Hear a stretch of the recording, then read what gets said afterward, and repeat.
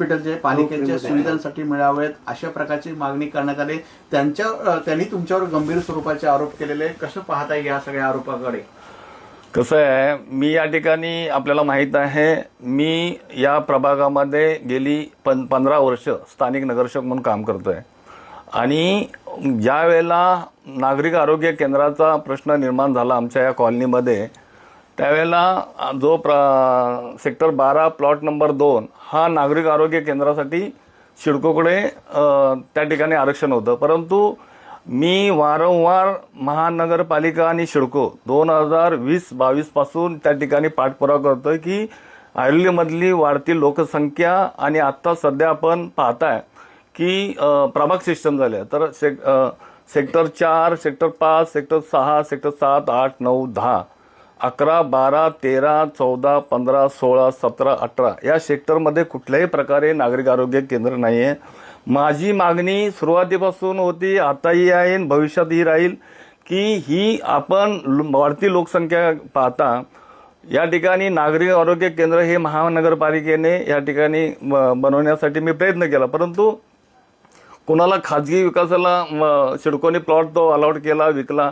ज्या वेळेला सिडकोने हे टेंडर काढलं त्यावेळेला सुद्धा माझी मागणी होती की हे टेंडर निघाल्यावर रद्द करावं आणि महानगरपालिकेने त्या ठिकाणी नागरिक आरोग्य केंद्राची सुविधा करून लोकांना या ठिकाणच्या स्थानिक नागरिकांना सुविधा कराव्या. परंतु कुठल्याही प्रकारे महापालिकेचं प्रशासन होतं, का दुर्लक्ष केलं मला माहीत नाही. आणि सिडकोने सुद्धा ह्या काही गोष्टी, महापालिका अनेक प्लॉट मागत होते परंतु काही झालं मला माहीत नाही. परंतु सिडकोने का तो प्लॉट विकला त्याचं सुद्धा आम्हाला माहीत नाही. तो डॉक्टर कोणी ते काळे आहेत का गोरे आहेत त्यांचा माझ्याशी कधीच संपर्क झाला नाही, माझं बोलणं पण नाही झालं.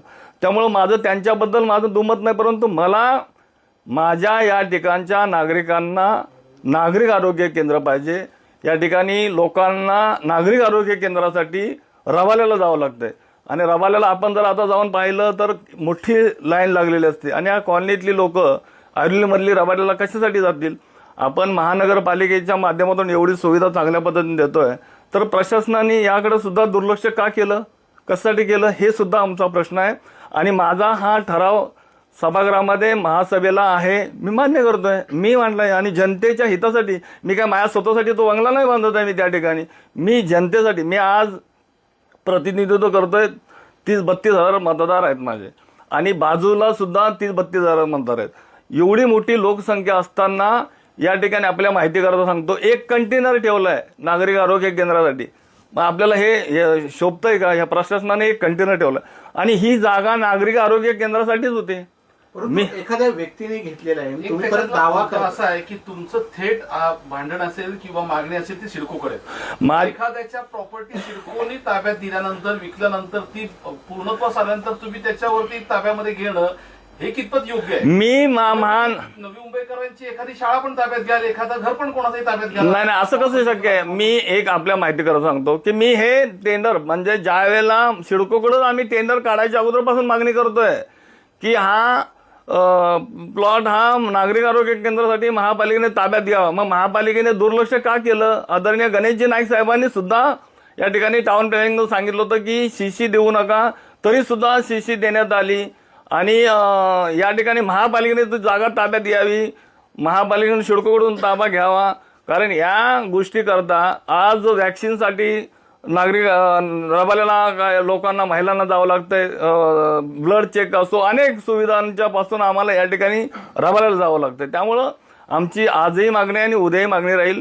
मला वैयक्तिक त्या डॉक्टरांशी माझा काही संबंधच नाही ना, मी माझ्या स्वतःसाठी काही करत नाही ना. मला या ऐरोलीमधील असणाऱ्या सर्व माझ्या शहरातील आणि कॉलनीतील लोकांकरता मला त्या ठिकाणी नागरिक आरोग्य केंद्रासाठी माझी मागणी आहे आणि मी मागणी केलेली आहे. पुढं महापालिका ठरवेल काय करायचं ते, परंतु माझी मागणी आजही आहे आणि उद्याही राहील. कारण सेक्टर 13ला पण काहीतरी आरोग्यासाठी भूखंड आहे. मला हा 500 मीटरचा प्लॉट नंबर 2 हा आज नव्हे, मी 2020-22 सालापासून माझ्याकडे हे पत्रव्यवहार आहेत. हे सगळे आपण पाहताय. मी आयुक्तांना पत्र दिलंय, हे आयुक्तांचं पत्र आहे 2023चं.